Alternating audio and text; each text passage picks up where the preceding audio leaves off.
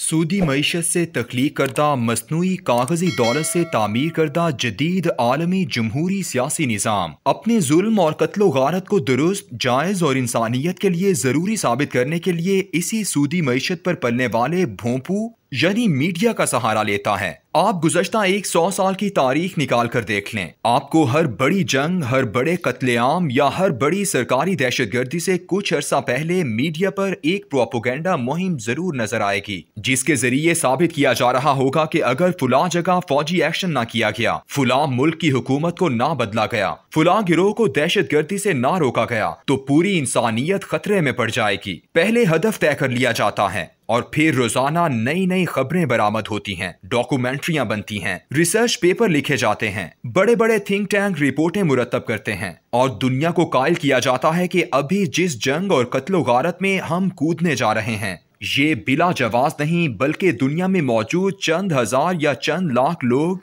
जो मुआशरे का नासूर हैं, उनका कत्ल आलमी अमन को बचाने के लिए बहुत जरूरी हो गया है। यही वजह है कि जब कभी किसी बड़े आलमी सतह के अखबारात में एक छोटी सी खबर को ऐसे बढ़ा चढ़ा कर पेश किया जाने लगे जैसे दुनिया पर बसने वाले 7 अरब इंसानों का सबसे अहम मसला ही यही है, तो चश्मे तसव्वुर में आने वाले जुल्म के मनाज़िर घूमने लगते हैं। आलमी सतह पर सद्दाम हुसैन के खिलाफ कीमियाई हथियारों की झूठी कहानियां ऐसी रंगारंगी से पेश की गई थीं कि बकौल बरतानवी वज़ीर-ए-आज़म गोर्डन ब्राउन पूरे इराक के नक्शे पर कीमियाई हथियारों को किसी वीडियो गेम की तरह सजाया गया था। बिल्कुल वैसे ही पाकिस्तान में सवात की लड़की पर कोड़े बरसाने वाली जाली वीडियो से ये तासुर फैलाया गया था जैसे पूरे इलाके से कानून की हुक्मरानी खत्म हो चुकी है और अवाम अब तालिबान के रहमो करम पर हैं। इसी तरह मुल्ला मोहम्मद उमर के पुरान अफगानिस्तान के खिलाफ 2 मिनट से भी कम की वीडियो जिसमें खंबे पर टेलीविजन सेट लटकाए गए थे और बुर्कापोश औरतों को हाँक कर घरों को भेजा जा रहा था।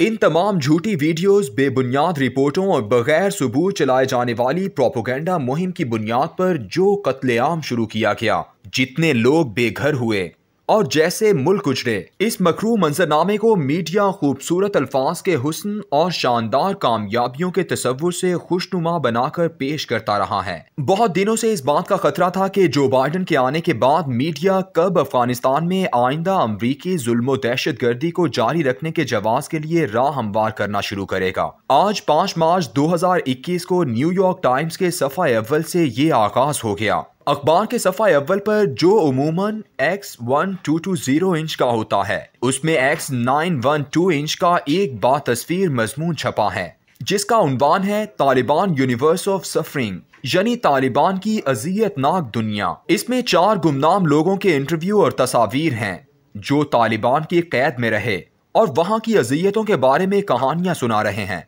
ये वही आलमी मीडिया है जिसने चंद माह पहले तालिबान की कैद में रहने वाले ऑस्ट्रेलवी प्रोफेसर टिमोथी वीक्स की रिहाई, कैद के दौरान मुसलमान होने और तालिबान के शानदार रवैये के तस्करों का मुकम्मल ब्लैकआउट किया था। मीडिया की इस पुरस्कार खामोशी को तोड़ने के लिए मैंने प्रोफेसर टिमोथी वीक्स, जिसने अपना इस्लामी नाम जिब्राइल उमर रखा था, उसे अपने प्रोग्राम में बुलाकर बराह रास्त इंटरव्यू भी किया। लेकिन मेरी ये काविश भी सदा बसहरा चली गई, क्योंकि मीडिया वालों के लिए खबर तो वही है जो इस्लाम या मुसलमानों के खिलाफ आए, क्योंकि सनसनी तो उसी से पैदा होती है और ऐसी ही खबर एजेंडे की तकमील भी करती है। न्यूयॉर्क टाइम्स में छपने वाला ये मजमून एक आगाज है उस प्रोपेगेंडा मुहिम का, जिससे एक ऐसी फजा पैदा की जाएगी कि यूरोप और अमेरिका में बसने वाले सादा लो अवाम ये तसव्वुर करने लग जाएं कि अफगानिस्तान के सांपों को कुचलना अमरीकी सलामती और मगरिब की आलमी इज्जत को बचाने के लिए बहुत जरूरी है। अरविंद रॉय ने अपनी एक तकरीर में मीडिया के इस खौफनाक चेहरे से नकाब उतारते हुए कहा है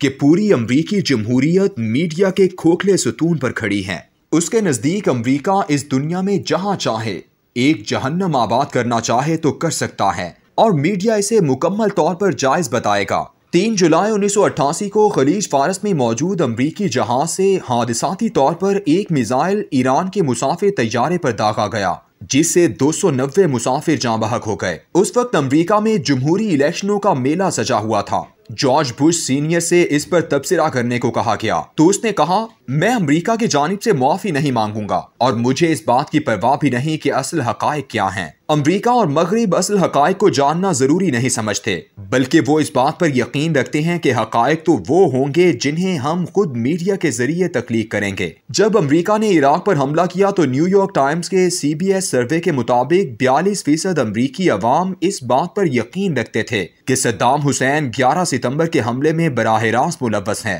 ABC کے سروے کے مطابق 55% امریکی عوام سمجھتے تھے کہ صدام القاعدہ کی براہ راست مدد کرتا ہے۔ ان دونوں میں سے کسی ایک بات کا بھی کوئی ثبوت نہیں تھا، لیکن یہ رائے عامہ دو میڈیا تکنیکوں سے تخلیق کی گئی تھی، ایک اشارہ کنایا سے الزام لگانا اور دوسری لوگوں کے ذہن میں اپنی مرضی کی رائے ڈالنا۔ یوں اس کھلے جھوٹ کو امریکہ میں کارپوریٹ میڈیا کے ذریعے عوام میں پھیلا کر رائے عامہ حاصل کی گئی۔ ایسے ہی میڈیا کو فری پریس کا نام دیا جاتا ہے۔ عراق اور القاعدہ کے ساتھ تعلقات کے جھوٹ کے ساتھ ساتھ عراق کے کیمیائی ہتھیاروں سے لوگوں کے دلوں میں ایک انجانا خوف پیدا کیا گیا، اور جب یہ معاملہ چھوٹے جارج بش کے سامنے پیش کیا گیا تو اس نے کہا کہ عراق پر حملہ نہ کرنا دراصل پورے امریکہ کے لیے خودکشی کے مترادف ہوگا۔ پھر اس کے بعد ایک لمبی داستان ہے۔ عراق بموں، میزائلوں، ٹینکوں، توپوں کی زد میں تھا اور لاکھوں لوگ بارود اور آگ کی نذر ہو رہے تھے۔ عراق تو ایک تازہ مثال ہے، لیکن ایسے ظلم کی داستانیں تو کیوبا،